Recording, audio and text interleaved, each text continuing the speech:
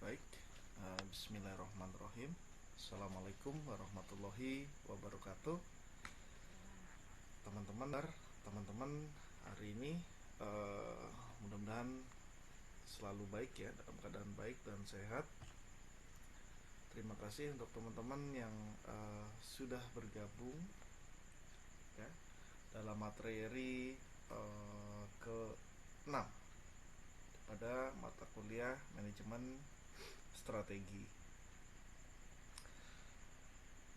Oke, saya mungkin langsung saja ya pada materi. Tetapi sebelum saya melanjutkan pada materi yang sebelumnya, di sini kita membahas terkait dengan manajemen strategi, atau di situ judulnya kita sebelumnya adalah fungsi manajemen, manfaat dan tujuan manajemen. Nah, ini di pertemuan yang sebelumnya. Oke, saya hanya sedikit mengulas saja terkait dengan materi yang kelima. Di situ dijelaskan terkait dengan manajemen strategi, ya. Mungkin teman-teman ada yang masih ingat dengan pengertian manajemen strategi. Yang dijelaskan di sini adalah keterampilan, teknik, ilmu dalam merumuskan, mengimplementasikan juga, kemudian terkait dengan mengawasi berbagai keputusan-keputusan fungsional, ya. Ini bisa juga untuk perusahaan bisnis ataupun non bisnis. Oke, selanjutnya dijelaskan juga manajemen strategi menurut para ahli terkait dengan hal ini adalah ada menurut Nawawi, yang di sini adalah di dalamnya perencanaan disebut juga perencanaan strategi, ada visi misinya, kemudian ada prinsipil atau keputusan yang bersifat mendasar, dan juga dijelaskan tujuan operasional atau industri perusahaan atau industri. Selain itu ada penjelasan terkait dengan hal ini adalah menurut Pearl dan Robinson tahun 1997. Ini adalah kumpulan tindakan yang menghasilkan ada atau perumusan formulasi, ya. Kemudian juga dijelaskan di situ implementasinya nanti seperti apa. Selanjutnya ya, saya melihat pada layar ya, jadi tidak ke atas ke kamera karena di bawah ya kameranya. Selanjutnya sini dijelaskan di pertemuan sebelumnya adalah tadi menurut Hussein Umar ya, di pertemuan 5. Di sini adalah ada formulasi, implementasi dan evaluasinya. Jadi hampir sama sebetulnya dalam penjelasannya, tetapi ya tidak saja sedikit berbeda ya dalam pengolahan kata. Kemudian dijelaskan terkait dengan proses manajemen strategi. Ya, di situ ada beberapa atau ada 5 poin di dalamnya. Kemudian juga dijelaskan fungsi manajemen strategi, ya. Ada 4 fungsinya. Mungkin teman-teman yang manajemen di sini pasti sudah sangat familiar dan paham ya terkait dengan 4 fungsi manajemen. Ada planning, ya, organizing, directing, dan evaluating. Ya. Jadi itu betul-betul harus sudah hafal ya. Kemudian ada manfaat strategi. Juga dijelaskan pada pertemuan 5 sebelumnya adalah terkait dengan manfaat manajemen strategi. Di situ ada 6 poin yang kita jelaskan. Mungkin itu, dan yang terakhir di situ ada tujuan manajemen strategi dan juga proses manajemen strategi. Itu masing-masing di pertemuan yang sebelumnya terkait dengan tujuan manajemen strategi ada 5 poin, dan proses manajemen strateginya di situ adalah ada 6 poin ya. Harus betul-betul diingat ya pada pertemuan itu. Kemudian selanjutnya kita jelaskan di sini terkait dengan formulasi strategi bisnis ya. Oke. Di pertemuan 6 di sini adalah formulasi strategi bisnis ya, cukup menarik. Tetapi sebelum saya lebih lanjut, di sini tujuan pembelajarnya sesuai dengan RPS pada pertemuan ke-6 ini, teman-teman mahasiswa dan mahasiswi tentu harus dapat menjelaskan tentang formulasi strategi. Jadi nanti mungkin di tugas ya, nanti bisa betul-betul teman-teman di akhir perkuliahan setelah melihat video ini, pembelajaran ini, nanti bisa menjelaskan terkait dengan formulasi strategi yang kita jelaskan pada video ini. Sebelum itu, teman-teman boleh dicek LMS-nya atau sistem learning-nya ya. Di situ ada pretest atau tes awal.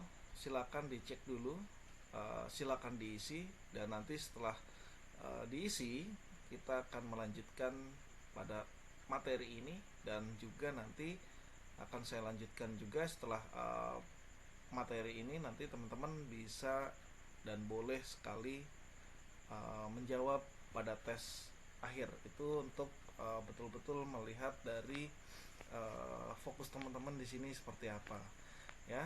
Seperti biasa, sebelum saya lanjutkan di sini, moto kita dalam perkuliahan adalah teman-teman saya mohon tetap fokus dan ikhlas. Hanya 2 poin itu saja. Oke, pengertian formulasi strategi. Di sini dijelaskan bahwa menurut James Brian Quinn, strategi di sini adalah merupakan pola atau rencana yang mengintegrasikan tujuan utama, kebijakan-kebijakan, urutan-urutan, aksi ke dalam keseluruhan yang terkait. Menurut William Hens, mendefinisikan strategi sebagai konsentrasi dari di situ ada sumber-sumber yang dan pada peluang-peluang bagi keunggulan kompetitif. Ini adalah bagian dari pengertian formulasi strategi. Oke, untuk mempersingkat waktu saya lanjutkan. Berikutnya terkait dengan formulasi strategi. Ya, ini bagian atau tahapan pertama dari proses manajemen strategis sebetulnya ya, dari formulasi ya. Nanti teman-teman mungkin bisa ngecek formulasi itu apa sih. Formulasi strategi ini mencakup pengembangan visi dan misi, kemudian mengidentifikasi kesempatan dalam ancaman eksternal organisasi, menentukan kekuatan dan kelemahan internal, menciptakan juga tujuan jangka panjang, memulai strategi alternatif, dan juga di sini adalah memilih strategi khusus untuk dicapai. Isu-isu formulasi strategi di sini mencakup penentuan bisnis baru yang akan dimasuki dan bisnis baru yang akan dihindari. Apakah akan memperluas operasi atau mendiversifikasi? Apakah akan memasuki pasar internasional? Jadi ini adalah bagian-bagian terkait dengan formulasi strategi, di mana di sini adalah mencakup pengembangan di awal ya. Oke, saya lanjutkan di sini terkait dengan formulasi strateginya. Nanti teman-teman bisa dijelaskan dengan bahasa sendiri ya terkait dengan formulasi strategi. Oke, saya lanjutkan. Tahapannya ya. Pada tahapan formulasi strategi di sini adalah ada 5 poin. Ya, yang pertama adalah pengumpulan dan analisis keterangan strategis. Poin 2-nya adalah formulasi strategi. Ketiga, perencanaan proyek induk strategis. Keempat adalah implementasi strategi. Dan poin terakhir, kelima, pemantauan, peninjauan, dan pembaharuan strategi. Kita bahas poin pertama terkait dengan pengumpulan dan analisis keterangan strategis. Oke, nanti teman-teman juga harus mampu menjelaskan pada tahapan formulasi strategi ini ya, dari kelimanya. Yang pertama di sini saya jelaskan tugas para eksekutif organisasi ini untuk dapat menilai kecenderungan yang terjadi pada saat ini dan yang akan datang. Baik dari segi eksternalnya, artinya di sini adalah pasar, persaingan, kemudian ada teknologi, regulasi, kemudian juga di situ nanti terkait dengan hal ini keadaan ekonomi ya. Kemudian segi internalnya pada poin 1 ada nilai organisasi, dan juga di situ nanti ada keunggulan, kemampuan, hasil produk ya.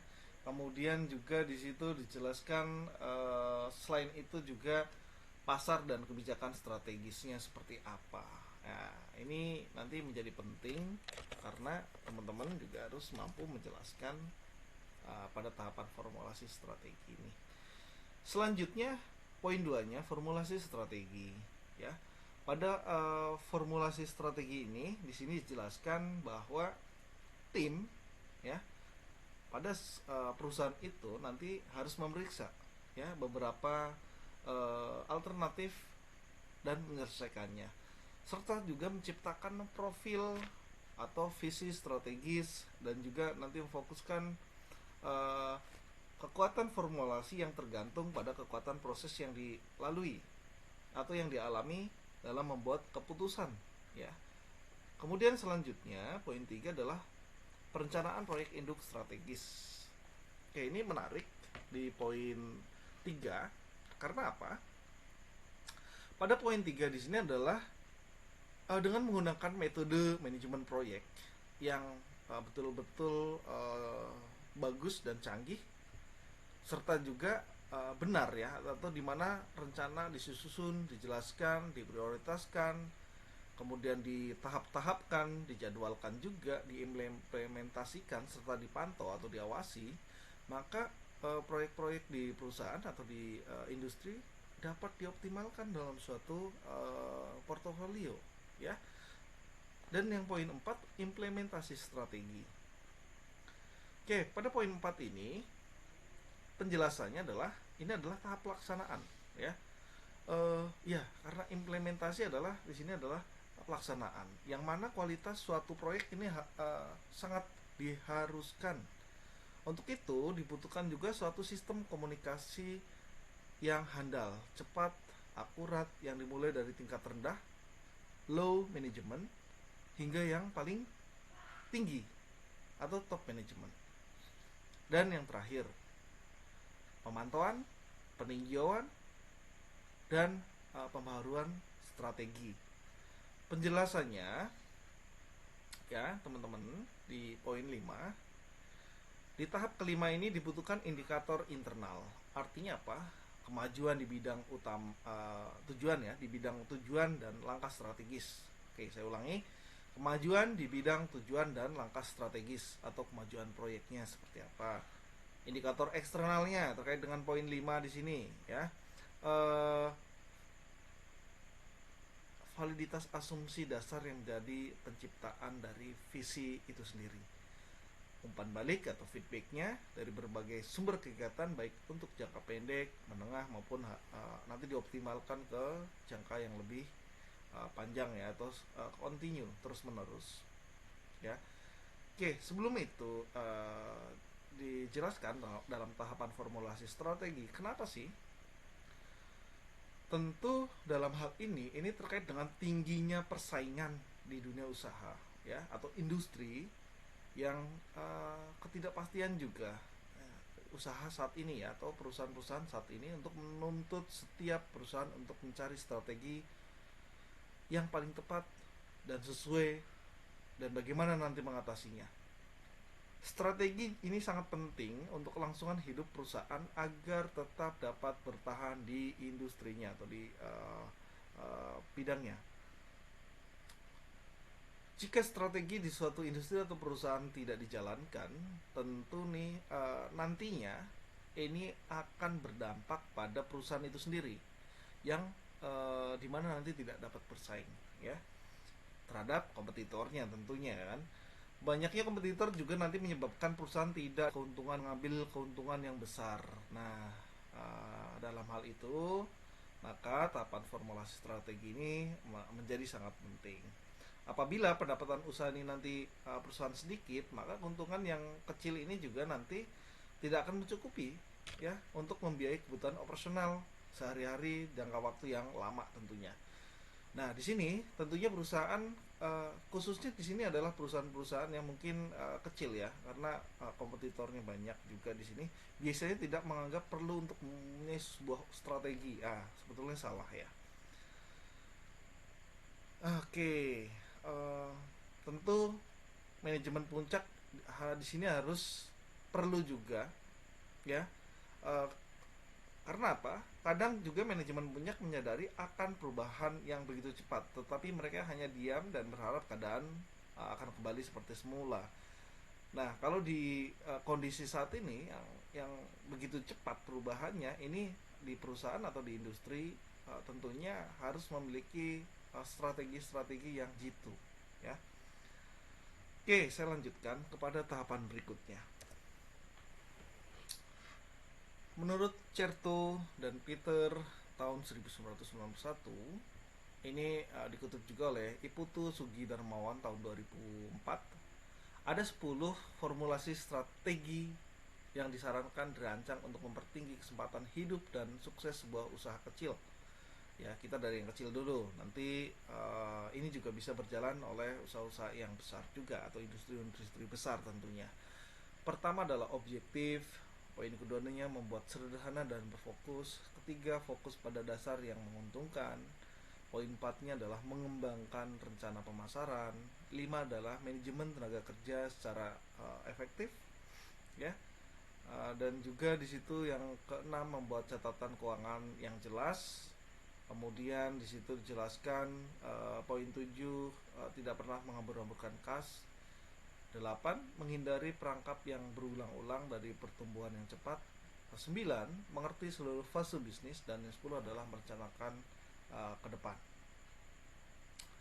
Ya, di sini dijelaskan bahwa dalam 10 formulasi strategis di sini adalah saya jelaskan yang objektif terlebih dahulu.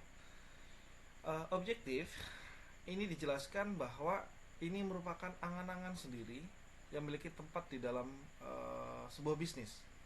Di sini harus ada kejujuran, penilaian yang tenang dari kekuatan dan kelemahan perusahaan dan keahlian bisnis serta manajemennya. Ini adalah hal-hal yang sangat sifatnya adalah mendasar. Oke, saya lanjutkan. Poin 2-nya adalah membuat sederhana dan berfokus. Ya, mungkin teman-teman nanti bisa dijelaskan satu persatu ketika kita sudah selesai ya materinya. Nanti boleh dijelaskan terkait dengan 10 poin ini. Yang kedua, membuat sederhana dan berfokus di sini adalah usaha kecil, kesederhanaan adalah efektif. Usaha dan sumber daya seharusnya dikonsentrasikan di mana dampak dan keuntungan ini adalah merupakan hal yang paling utama. Ini adalah penjelasan pada poin 2-nya. Kemudian poin 3. Poin 3 adalah fokus pada dasar yang menguntungkan. Artinya apa? Kelangsungan hidup dan keberhasilan usaha kecil oleh persediaan barang dan jasa, khususnya yang menemukan keinginan dan kebutuhan dari pemilihan kelompok pelanggan. Dan keempat, mengembangkan rencana pemasaran.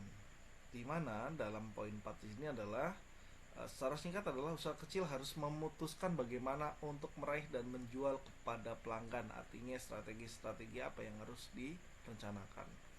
Kemudian poin 5, manajemen tenaga kerja secara efektif.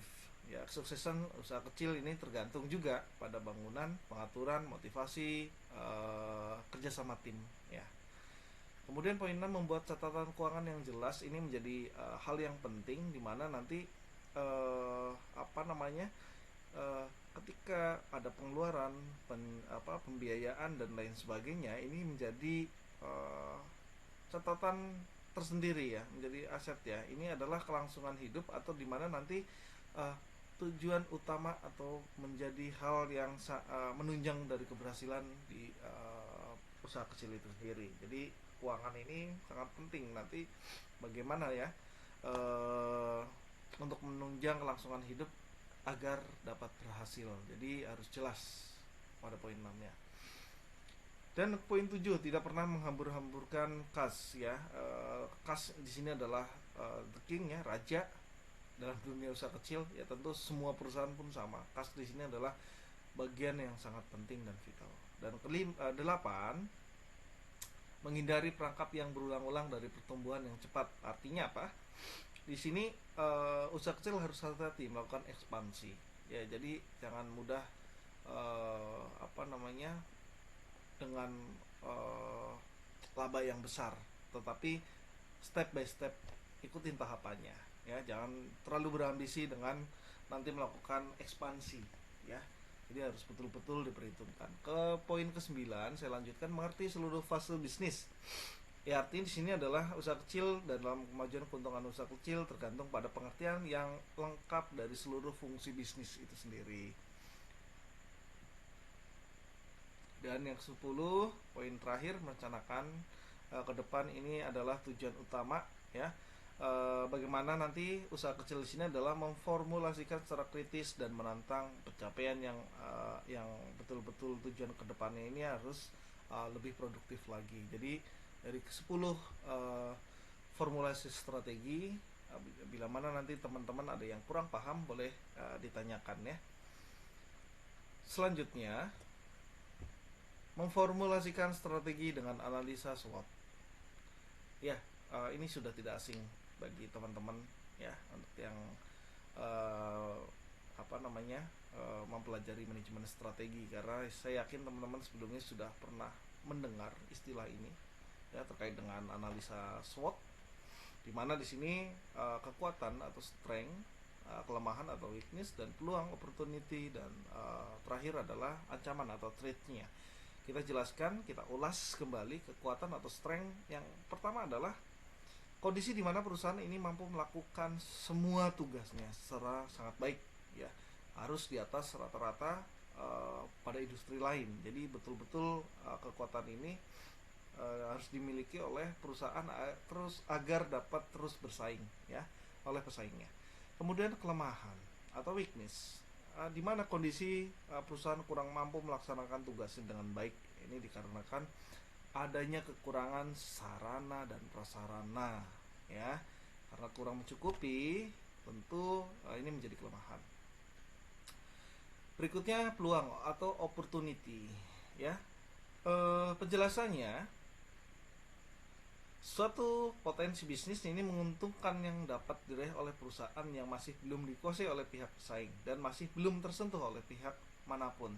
Artinya pada opportunity ini adalah bagian peluang yang belum dimiliki oleh perusahaan lain ya, sehingga ketika menjalankan visi misinya dan tahapannya ini, peluang ini menjadi penting, dimana nanti dapat menguntungkan. Ini adalah potensi ya, potensi bisnis yang menguntungkan bagi si perusahaan atau industri itu sendiri.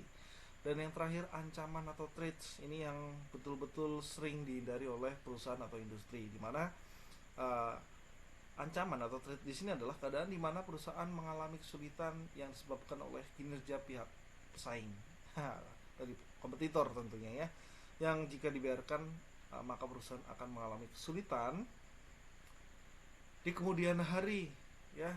Jadi ketika ada ancaman dari pihak pesaing, jangan diam saja. Jika diam saja maka ya nanti ujung-ujungnya nanti bisa bangkrut ya, tidak bisa berjalan seperti semula perusahaannya. Artinya dalam melakukan operasionalnya nanti akan terganggu. Jadi betul-betul harus memiliki strategi ketika ada pesaing ya. Itu. Dan saya lanjutkan untuk mempersingkat, di sini adalah mengimplementasikan strategi. Sudah dijelaskan dengan lengkap sebetulnya di sini, tetapi saya hanya mengulas saja bagaimana teman-teman di sini dalam slide ini. Implementasi strategi di sini adalah bagian jumlah keseluruhan aktivitas dan pilihan yang dibutuhkan untuk dapat menjalankan perencanaan strategis. Kemudian implementasi strategis juga di sini merupakan proses di mana beberapa strategi dan kebijakan diubah menjadi tindakan melalui pengembangan program, anggaran, dan prosedur. Walaupun implementasinya biasanya baru dipertimbangkan setelah strategi dirumuskan, betul sekali. Akan tetapi implementasi ini kunci kesuksesan dari manajemen strategi ya. Jadi ketika mengimplementasikan strategi ini menjadi sebuah kunci keberhasilan ya pada perusahaan. Kemudian perumusan strategi dan implementasi strategi ini harus dilihat seperti dua sisi mata uang. Artinya apa? Ya, artinya di sini betul-betul ketika mengimplementasikan strategi ini betul-betul harus sejalan dengan visi misi dari perusahaan dan juga dari perubahan yang begitu cepat. Ini harus dijalankan ya. Oke, saya lanjutkan poin berikutnya. Oke, sebentar saya cek untuk waktunya, masih banyak. Oke, selanjutnya adalah menganalisis perubahan. Oke, pada poin ini ada 5 poin yang akan saya jelaskan terkait dengan menganalisis perubahan. Yang pertama adalah di sini ada continuation atau continuation. Kedua adalah continue change. Ketiga, limited change. Keempat, radical change. Dan yang terakhir adalah yang kelima, organizational redirection. Atau juga di sini jelaskan dalam menganalisis perubahan,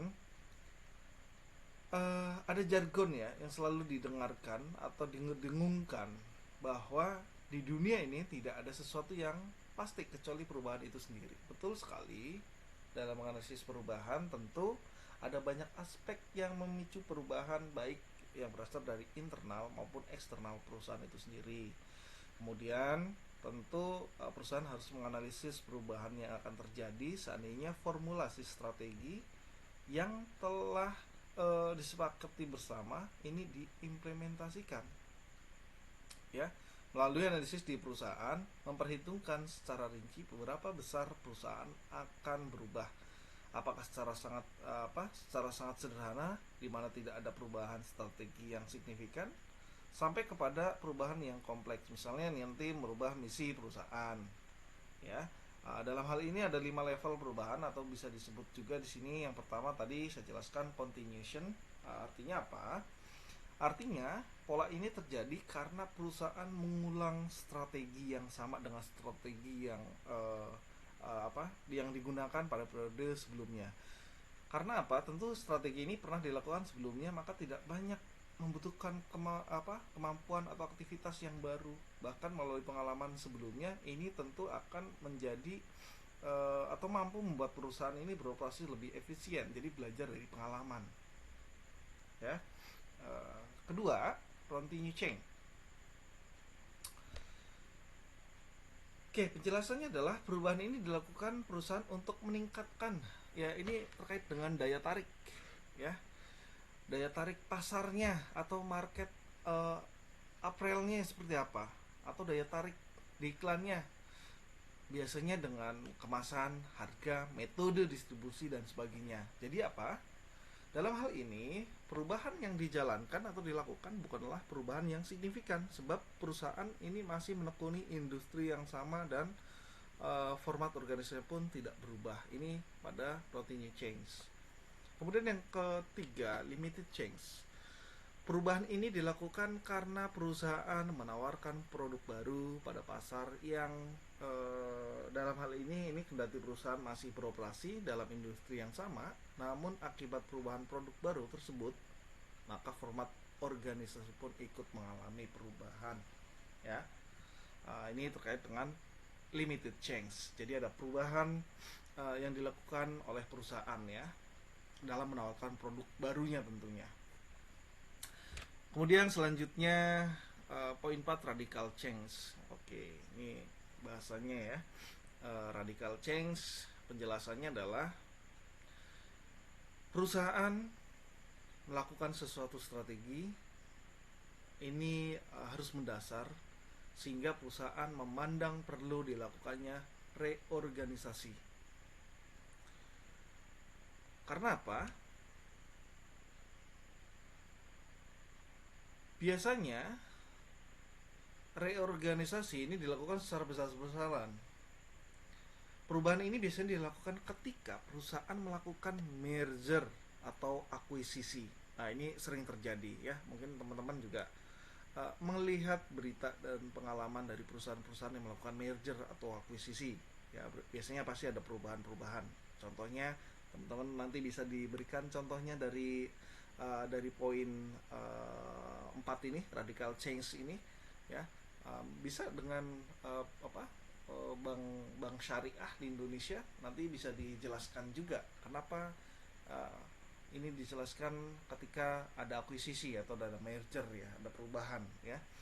Proses akuisisi dan merger dapat menjadi lebih kompleks jika perusahaan bermaksud mengintegrasikan kedua perusahaan secara utuh. Ini adalah bagian dari radical change-nya.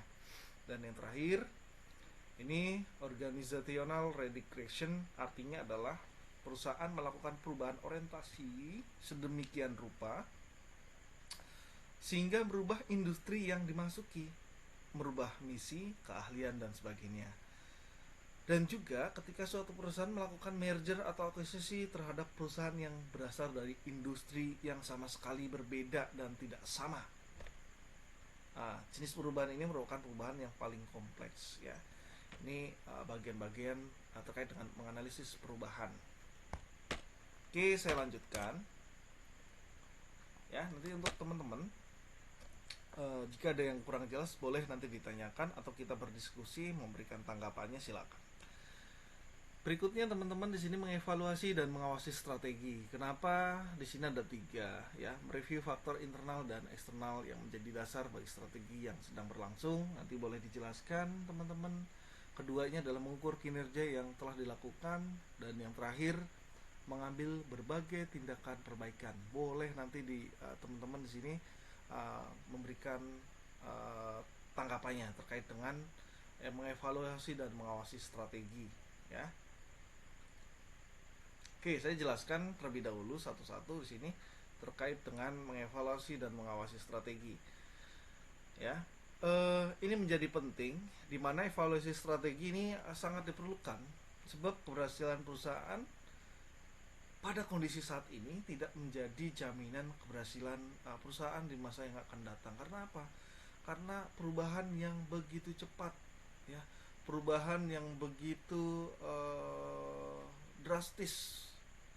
Karena apa? Dengan perubahan, dengan adanya teknologi, maka perusahaan dalam dunia pendidikan dan lain sebagainya ini mengalami begitu cepat perubahan, ya. Jadi mengevaluasi dan mengawasi strategi ini betul-betul harus menjadi pokok utama, ya, untuk menunjang apa? Keberhasilan perusahaan di masa yang akan datang dan tetap bertahan, ya. Oke. Tadi sudah jelas betulnya mereview faktor internal dan eksternal yang menjadi dasar bagi strategi yang sedang berlangsung, mengukur kinerja yang telah dilakukan, mengambil berbagai tindakan perbaikan. Artinya apa? Mengevaluasi dan mengawasi strategi ini akan menjadi pondasi ketika perusahaan nanti mengalami atau mendapatkan pesaing yang sama dan perubahan teknologi yang begitu cepat, ya. Oke, selanjutnya saya lanjutkan macam-macam strategi, ya.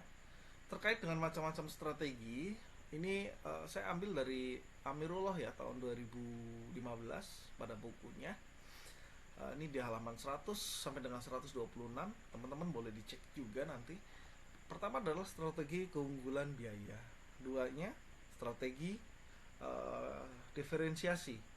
Poin 3 adalah strategi fokus, dan yang keempat di sini adalah strategi pertumbuhan. Sebetulnya ada beberapa macam strategi, tapi nanti akan saya jelaskan 4 poin ini terlebih dahulu ya. Oke, nanti teman-teman juga bisa jelaskan juga masing-masing dari macam-macam strategi di sini. Strategi keunggulan biaya. Yang pertama di sini, ini serangkaian tindakan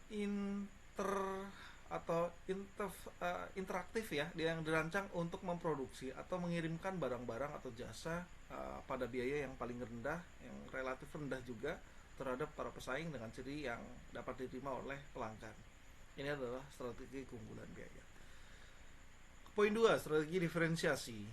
Ya, dijelaskan juga di sini adalah strategi di mana perusahaan berupaya untuk meraih keunggulan daya saing dengan meningkatkan nilai persepsi dari produk atau jasa secara relatif dibandingkan nilai persepsi dari produk atau jasa dari perusahaan-perusahaan lainnya, ya. Ini bagian-bagian pentingnya. Kemudian strategi fokusnya, serangkaian tindakan yang integratif yang dirancang untuk memproduksi atau juga mengirimkan barang-barang dan jasa yang melayani kebutuhan segmen persaingan tertentu. Biasanya ini fokusnya berusaha memusatkan perhatian perusahaan untuk melayani satu segmen pasar tertentu saja, ya. Dan yang keempat, strategi pertumbuhan. Dijelaskan pada poin 4 di sini, ini adalah strategi yang dirancang untuk mencapai pertumbuhan dalam penjualan, aktiva, laba, kombinasi dari semuanya di sini nanti harus sejalan dengan 3 strategi. Artinya di strategi pertumbuhan ini juga membutuhkan pertumbuhan yang terkonsentrasi. Perusahaan dapat memilih untuk tumbuh dalam satu segmen atau jenis produk tertentu saja. Keduanya, pada strategi pertumbuhan di sini, perluasan pasar dan juga pengembangan produk strategi merek favorit ya. Jadi di strategi pertumbuhan ini ada 3 tahapan. Yang paling pentingnya adalah tadi saya ulas kembali: pertumbuhan terkonsentrasi, perluasan pasar, dan juga pengembangan produk, memanfaatkan reputasi atau merek favorit tertentu ya. Ini macam-macam strategi menurut Amirullah. Yang ditambahkan juga strateginya di sini adalah strategi tingkat bisnis atau bisnis unit level strategi. Di sini dijelaskan bahwa yang pertama adalah ancaman pendatang baru, kedua adalah daya tawar menawar, ketiga adalah daya tawar menawar pembeli, keempat daya tawar produk pengganti, dan kelima adalah persaingan antar pesaing. Oke, saya jelaskan di sini untuk teman-teman bahwa di strategi tingkat bisnis di sini biasanya atau bisnis unit level strategi biasanya banyak banyak pertentangan ya. Kalau di ancaman pendatang baru ini biasanya perusahaan yang memasuki industri membawa kapasitas baru dan ingin memperoleh pangsa pasar yang baik ya, dan labanya juga baik. Akan tetapi semua itu sangat tergantung kepada rintangan atau kendala yang mengitarinya ya. Artinya ancaman mendatang baru di sini ini menjadi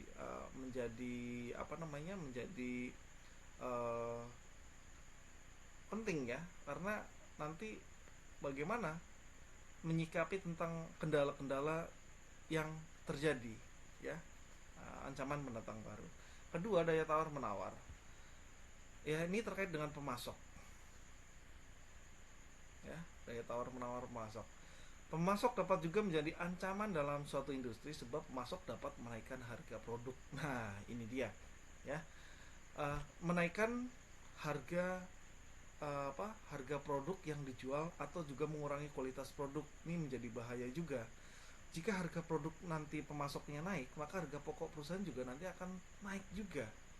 Maka apa? Jika harga jual produk naik, maka sesuai dengan hukum permintaan, maka permintaan produk akan menurun. Begitu juga pemasok menurunkan kualitas produk, maka kualitas produk juga nanti menghasilkan juga akan turun ya. Penghasilan di perusahaan itu atau di industri tersebut akan turun, sehingga akan mengurangi kepuasan konsumen. Nah, ini terjadi juga kalau kita lihat contohnya kedelai saat ini ya. Orang yang menjual tempe mengurangi atau kualitas dari kedelainya buruk ya, dan harganya naik ya, ini menjadi kekecewaan bagi konsumen. Ini adalah hal yang mendasar, yang contoh mendasar. Kemudian poin 4, daya tawar produk pengganti. Penjelasannya adalah produk pengganti secara fungsional mempunyai manfaat ya. Artinya gini, secara fungsional mempunyai manfaat yang serupa dengan produk utama atau produk aslinya, namun memiliki kualitas produk dan harga yang lebih rendah. Umumnya, produk pengganti disenangi oleh orang yang berpenghasilan rendah, akan tetapi ingin tampil dengan status lebih tinggi dari keadaan yang sebenarnya. Ini adalah bagian dari tawar-menawar produk pengganti. Dan yang terakhir, persaingan antar pesaing. Penjelasannya saya jelaskan di sini adalah persaingan konvensional selalu berusaha sekeras mungkin untuk merebut pangsa pasar perusahaan lain. Konsumen merupakan objek persaingan dari perusahaan yang sejenis yang bermain di pasar. Siapa yang dapat memikat hati konsumen, tentu perusahaan akan dapat menenangkan persaingan atau memenangkan persaingan. Ya, untuk dapat memikat konsumen, maka berbagai cara dilakukan, mulai dari memberikan fasilitas khusus, pemberian kredit dengan syarat ringan, harga murah, atau diskon besar-besaran terhadap konsumen. Nah, ini dia ya. Oke, terkait dengan bisnis unit level strategi. Saya lanjutkan untuk mempersingkat. Oke, di sini ada strategi tingkat fungsional atau functional level strategi. Pertama adalah marketing strategi, keduanya adalah financial strategi, ketiga Strategi penelitian dan pengembangan atau R&D strategi, dan yang terakhir keempat strategi operasi atau operating strategi. Kita bahas yang poin pertama adalah marketing strategi atau strategi pemasaran. Oke, strategi pemasaran di sini adalah terkait dengan penetapan harga atau pricing, penjualan juga, sellingnya, dan pendistribusian atau distribusi produk. Titik beratnya dari strategi ini adalah nanti pada segmentasi pasar, target pasar, dan positioningnya ini harus jelas. Hal lain yang dilakukan adalah di sini adalah harus merancang, ya, harus melakukan perencanaan juga, dan juga mengembangkan secara tepat dan cermat dengan menggunakan bauran pasar atau marketing mix-nya. Nah, teman-teman mungkin masih paham ya, marketing mix ini harus tidak harus dengan produk, price, promotion, dan place, tetapi juga dengan mempertimbangkan atau menggunakan komponen-komponen lainnya, ya. Berikutnya saya jelaskan terkait dengan finansial atau financial strategi, strategi keuangan. Strategi menitik beratkan kepada peramalan dan perencanaan keuangan, pengendalian sumber daya atau pengendalian sumber dan penggunaan dana, kemudian nanti evaluasi usulan investasi, dan juga menjamin keamanan investasi. Strategi keuangan juga menguji implikasi keuangan dari pilihan strategi suatu perusahaan atau juga unit bisnis, dan nanti mengidentifikasi tindakan keuangan yang terbaik. Biasanya strategi ini juga dapat menciptakan keunggulan bersaing melalui biaya modal atau dana yang lebih rendah dan kemampuan yang fleksibel untuk meningkatkan jumlah modal demi mendukung suatu strategi bisnis, ya. Dan yang selanjutnya di situ adalah R&D strategi atau strategi penelitian dan pengembangan. Pada poin 3 saya jelaskan dalam hal ini tentu dalam pengembangannya di sini harus melakukan inovasi atau pengembangan produk, ya. Salah satu pilihan dalam strategi R&D ini adalah apakah perusahaan akan menjadi pemimpin teknologi atau technological leader, yang di sini adalah prinsipnya menjadi pelopor inovasi atau menjadi pengikut teknologi atau teknologi follower. Kalau teknologi follower tentu meniru produk pesaing, ya. Ini seperti Cina, ya. Jadi dia sebagai produk, ya, produk yang meniru, ya, artinya meniru produk-produk yang ada. Strategi ini berperan dalam menghasilkan produk-produk baru untuk bisnis dan perusahaan secara keseluruhan dengan menemui atau menemukan ide-ide produk baru dan juga nanti mengembangkannya sampai produk tersebut diproduksi dan memasuki pangsa pasar. Oke, saya lanjutkan di sini. Yang terakhir adalah strategi operasi atau operating strategi. Biasanya, ya, strategi operasi ini menentukan bagaimana dan di mana suatu produk di sini nanti penyebaran sumber daya fisik dan hubungan dengan para pemasok. Strategi operasi juga di sini nanti berkaitan dengan tingkat optimalisasi penggunaan teknologi dalam proses operasi. Strategi ini juga berperan untuk mengambil keputusan, ya, berhubungan dengan kapasitas pabrik atau layout pabrik, ya. Yang paling penting juga di sini adalah biaya pengendalian dan efisiensi produk, ya. Dan berikutnya di sini ada kelanjutannya. Saya lanjutkan, ya. Ada strategi pembelian atau purchasing strategi. Sebetulnya ada 5, ya. Ini misah karena di sini ada beberapa hal yang akan saya jelaskan terkait dengan strategi pembelian.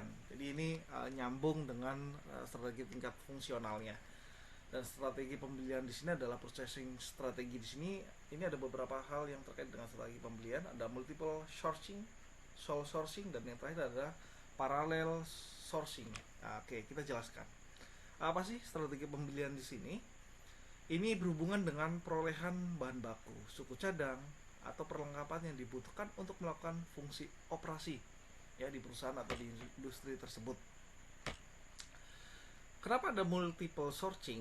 Ini bagian dari strategi pembelian karena perusahaan memesan dan membeli suatu bahan atau komponen tertentu dari beberapa pemasok. Ini adalah multiple sourcing. Kedua, sole sourcing saya jelaskan, perusahaan hanya bergantung pada suatu pemasok. Kenapa? Karena bahan atau komponen tertentu biasanya ini hanya dari pemasok tertentu saja. Jadi betul-betul bergantung pada suatu pemasok tertentu untuk bahan atau komponen tertentu. Ya, jadi tidak pindah-pindah.